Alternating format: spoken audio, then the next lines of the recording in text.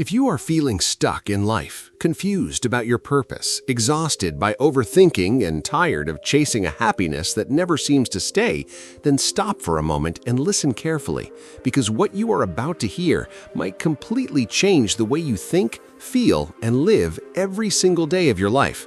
Because today, this is not just another motivational speech, this is a journey into the deepest corners of your mind, where most people never dare to go. A journey that reveals why, despite having opportunities, technology, comfort, and endless distractions, people today are more stressed, more lost, and more empty than ever before. And the answer to this confusion lies in ancient wisdom brought into modern life by a man who once left everything behind to live as a monk and later returned to the world to share what he learned. And that man is Jay Shetty, and this entire transformation is beautifully explained in the powerful book Think Like a Monk, a book that is not just about reading words, but about rewiring your brain, resetting your emotions, and rebuilding your entire identity from the inside out. Because what you are today is not who you truly are. It is just a collection of thoughts, experiences, opinions, and conditioning that you absorbed without questioning. And the real freedom begins the moment you realize that you are not your thoughts. You are the observer of your thoughts. You are not your fears. You are the one watching those fears rise and fall. And once you understand this single truth, your entire life begins to shift in a direction you never imagined. Because most people are trapped not by their circumstances, but by their own mind. They wake up thinking the same thoughts, repeating the same patterns, reacting to the same problems, and living the same life every single day, and they call it normal. But monks see it differently. They see life as something that can be trained, reshaped, and elevated through awareness, discipline, and inner control. And that is exactly what this book teaches you, that your mind is not your enemy, but your greatest instrument, if you learn how to use it properly. And right now, you might feel that happiness depends on success, money, relationships, or validation from others. But the truth is far deeper, because external things can give you pleasure, but never peace. They can excite you, but never stabilize you. They can entertain you, but never fulfill you. And that is why, even after achieving what you once dreamed of, you still feel something is missing. And that missing piece is not in the outside world. It is inside your uncontrolled mind. And monks understand this better than anyone else, that real success is not about how much you achieve, but how much control you have over your thoughts, emotions, and reactions. And when you begin to think like a monk, you stop reacting to life and start responding to it with clarity and awareness. You stop chasing everything outside and start building everything inside. And slowly your life begins to shift from chaos to calm, from confusion to clarity, from stress to stability. Because the biggest war you will ever fight is not with the world, but with your own mind. And the moment you start observing your thoughts instead of becoming them, you begin to unlock a level of peace that most people will never experience in their lifetime. And this is where your transformation truly begins, not when life changes outside, but when your perception of life changes inside. And this book is not telling you to leave your world. It is teaching you how to live in it without being destroyed by it, how to think clearly when everything around you is noisy, how to stay grounded when everything pulls you in different directions, and how to build a life that is not driven by ego, but guided by purpose. And as we go deeper into this journey, you will slowly realize that everything you believed about success, happiness, and identity might have been incomplete, and there is a much deeper way of living that brings real peace, real focus, and real meaning. And once you experience it, you can never go back to your old way of thinking again. And as you go deeper into this understanding, you begin to notice something very dangerous that has been silently controlling your entire life without your awareness, and that is the ego. Because the ego is not just arrogance or pride, as most people think. The ego is simply the false identity you have built about yourself.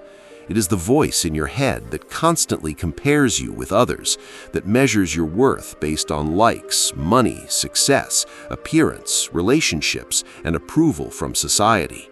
And the most shocking truth is that this ego is always afraid, always insecure, and always hungry for more validation. And that is why no matter how much you achieve, it never feels enough. Because the ego never reaches a destination where it says, "I am satisfied." It only moves the goalpost further every time you try to succeed. And this is exactly where overthinking begins. Because when your identity is dependent on external validation, your mind never rests. It keeps replaying past mistakes, imagining future failures, and creating problems that do not even exist yet. And slowly, you start living in a mental prison where your thoughts are louder than reality itself. And you stop experiencing life directly and instead start experiencing your thoughts about life. And this is where monks teach a completely different way of living. They teach that you are not the thinker, you are the watcher of the thinker. Meaning thoughts will come and go like clouds in the sky, but you are the sky itself, untouched, unshaken, and limitless. And once you start observing your thoughts instead of believing every thought, you create a distance between you and your mind. And in that space between thought and reaction lies your true freedom. Because most suffering is not created by reality, but by interpretation of reality. And when you begin to understand this deeply, you realize that anxiety is simply living in a future that does not exist. Regret is living in a past that cannot be changed, and peace is only possible when you return to the present moment where life is actually happening. And monks train their minds daily to stay in that present awareness through silence, meditation, breath control, and conscious observation, not because they want to escape the world, but because they want to see it clearly without distortion. And when your mind becomes calm, you start noticing how unnecessary most of your stress actually was, how many thoughts you entertained that had no truth, how many fears you believed that never came true, and how much energy you wasted fighting imaginary problems. And this realization slowly dissolves the ego, because ego survives only in noise, comparison, and distraction. But when silence enters the mind, ego loses its power. And that is why monks spend time alone, not to feel lonely, but to remove the constant mental noise that society creates. Because in silence, you meet your real self, not the version shaped by opinions of others, but the one that exists beyond all labels. And this is where real self-awareness begins, where you start questioning not what the world thinks about you, but who you actually are without the world's definitions. And the more you observe your mind, the more you realize that most of your identity was never truly yours. It was programmed through childhood experiences, education, social conditioning, and emotional reactions. And once you see this clearly, you begin to detach from it. Not by rejecting life, but by understanding it. And slowly your reactions change. Your anger reduces, your jealousy fades, your need to prove yourself disappears, and you start living with a sense of calm confidence that does not depend on external approval. And this is the real power of monk thinking, not to control the world, but to control your inner world so completely that the outer world loses its ability to disturb you. And when this shift happens, even challenges stop feeling like problems and start feeling like lessons, and failures stop feeling like endings and start feeling like feedback. And life itself transforms from a battlefield into a classroom where every experience is guiding you toward clarity and growth. And once you begin to silence the ego and observe your thoughts without getting controlled by them, a deeper question starts to arise inside you that most people avoid their entire life. And that question is, what is the real purpose of my life? Because when the noise of comparison, fear, and validation starts fading away, you are left alone with your true self. And in that stillness, you start realizing that running behind temporary pleasure, approval, and material success never gave lasting fulfillment.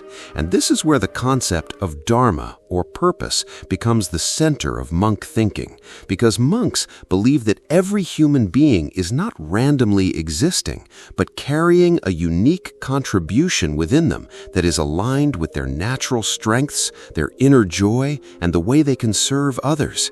And according to the teachings explained in Think Like a Monk by Jay Shetty, purpose is not something you find outside. It is something you uncover inside by paying attention to what naturally makes you feel alive, what you can do for hours without getting tired, and what helps others when you do it. And when these three things align, your life starts moving in a direction that feels effortless, even when it is challenging, because now you are not forcing your path, you are flowing with it. And this is where discipline becomes extremely important, because clarity without discipline is just a dream, but clarity with discipline becomes transformation. And monks understand that discipline is not punishment, but freedom, because when you control your habits stop controlling you. And that is why monks build their entire life around simple but powerful routines that shape their mind every single day, like waking up early when the mind is fresh, sitting in silence before the world influences them, practicing meditation not to escape thoughts but to train awareness, journaling to understand emotions instead of suppressing them, and practicing gratitude to shift focus from what is missing to what is already present.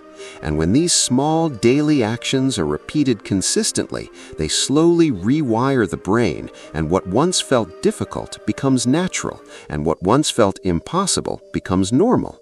And this is how transformation actually happens, not through motivation, but through repetition. And emotional mastery is another core pillar of monk thinking, because emotions are powerful forces that can either elevate your life or destroy it, depending on how you respond to them. And most people react emotionally without awareness, which leads to regret, conflict, and confusion. But monks learn to pause between emotion and reaction, to observe anger without becoming anger, to notice sadness without drowning in it, and to feel fear without being controlled by it.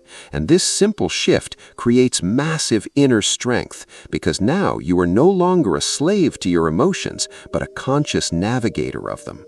And when you combine purpose, discipline, and emotional mastery, your entire daily life starts to transform into what monks call a sadhana, a daily spiritual system where every action becomes intentional, where even ordinary tasks like eating, walking, speaking, or working are done with awareness and presence.